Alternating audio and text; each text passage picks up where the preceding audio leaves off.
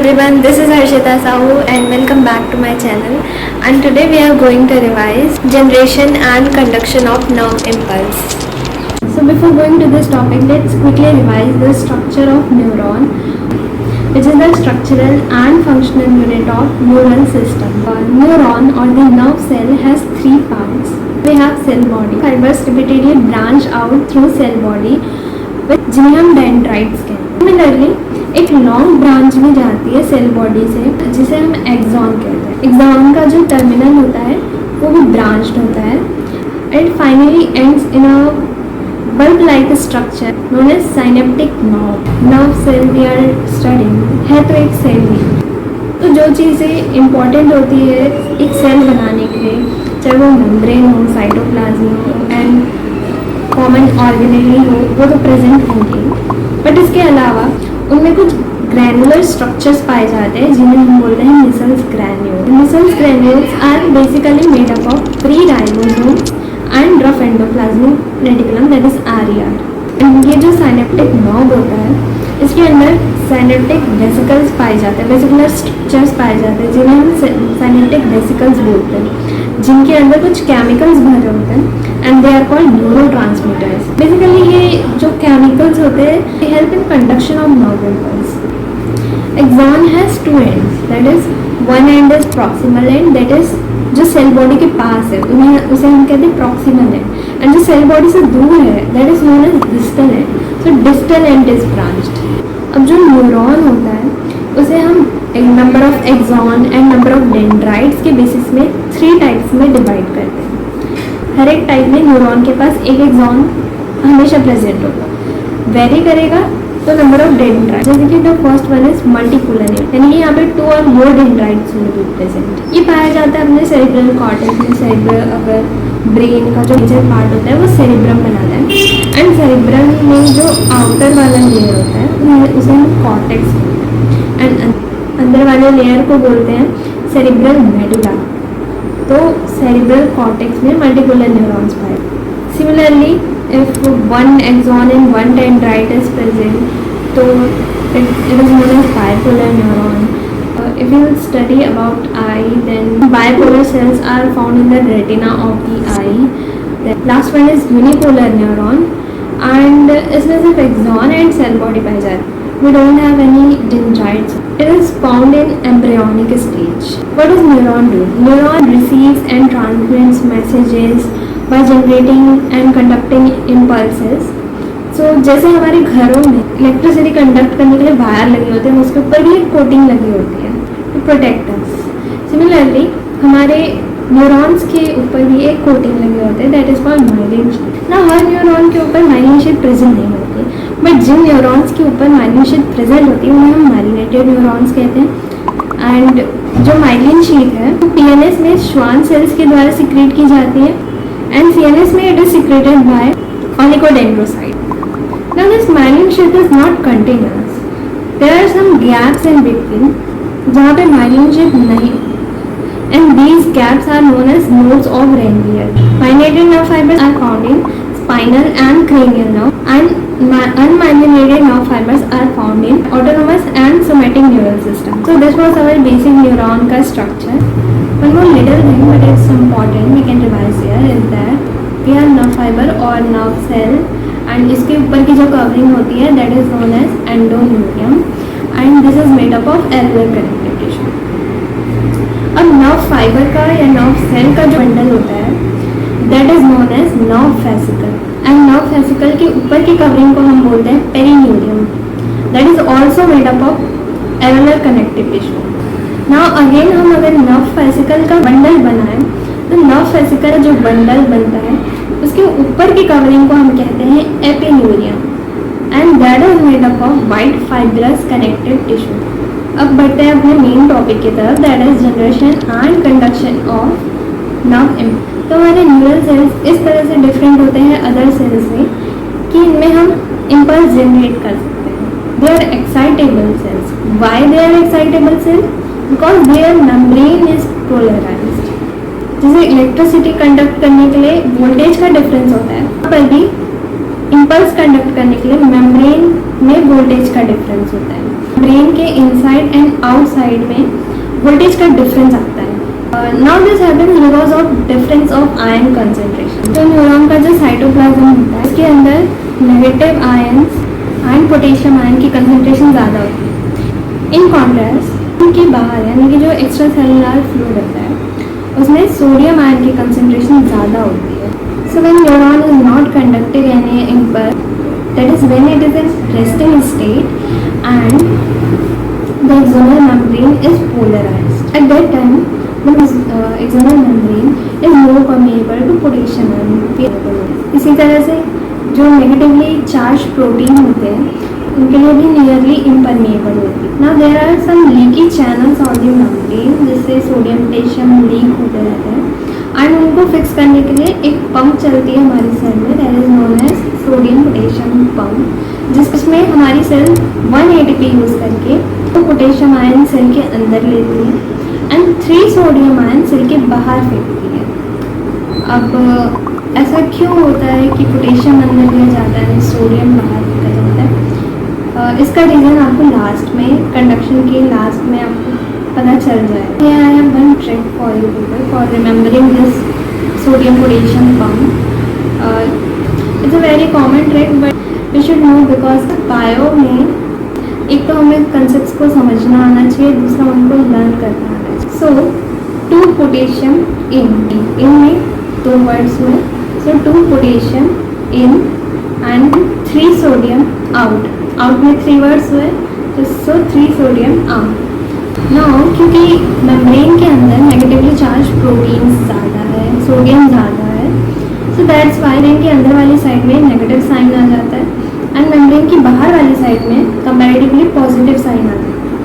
ये negative positive sign हम लोग वोल्टेज के बेसिस पे लिए हैं। Difference that is known as resting potential is -70 millivolt. So now if any information comes, if any impulse comes and excites the neuron, यानी कि सारे impulse जो भी इंफॉर्मेशन आ रहा है वो हमारे न्यूरॉन्स को एक्साइट करके चला जा रहा है, ऐसा नहीं होता।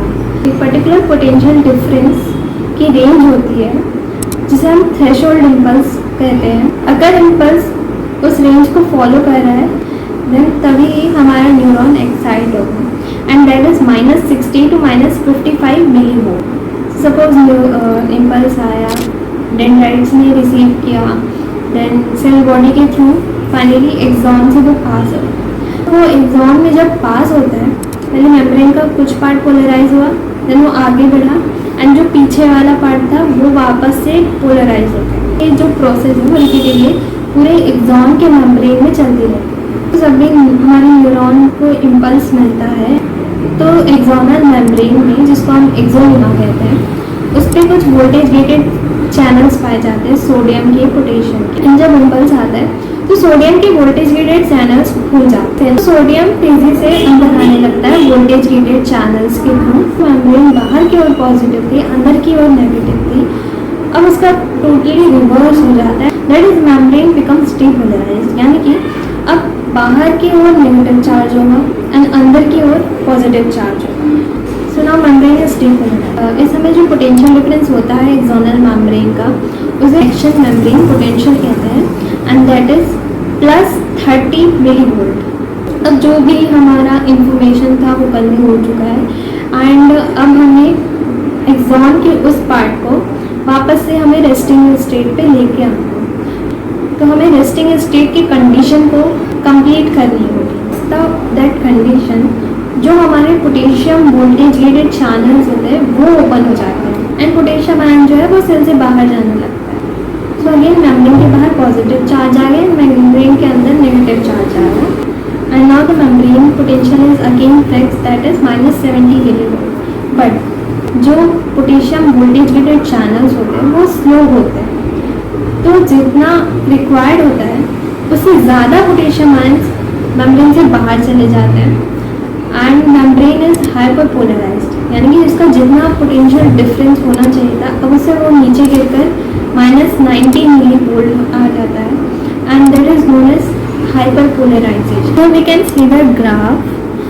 Here in the x-axis we have taken time in millisecond क्योंकि हमारे सेल के अंदर जितने भी प्रोसेस होते हैं वो बहुत फास्ट होते हैं. एंड वाई एक्सिस में we have taken potential difference in millivolt. Now see this line from A to B, that is known as latent phase. What is latent phase?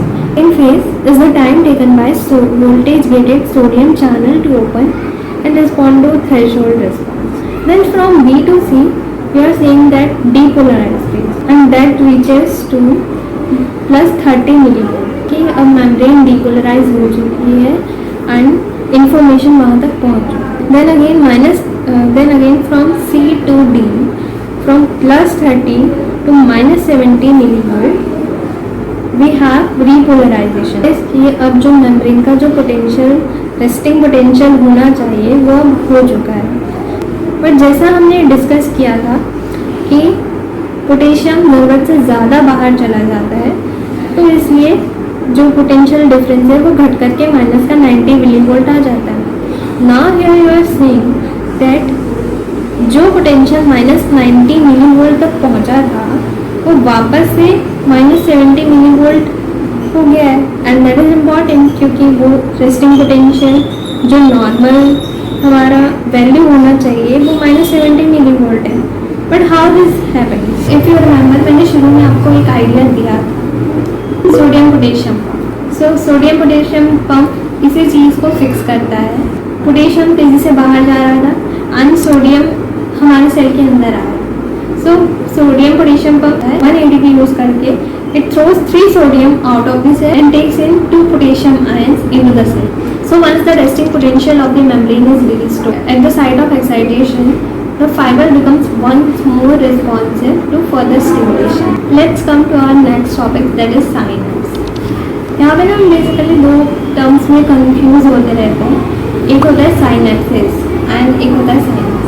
Term से ही समझ आ रहा है कि साइनेप्सिस एक तरह का प्रोसेस है, वो हम cell division and cell cycle में करते हैं, वो एक अलग चीज़ है. एंड साइनेप्स नाम से ही समझ आ रहा है कि ये एक तरह का स्ट्रक्चर है. So how this synapse is form? हमारा एक्सॉन का टर्मिनल है दैट इज ब्रांच एंड वो साइनेप्टिक नॉब एक बल्ब लाइक स्ट्रक्चर में टर्मिनेट होता है.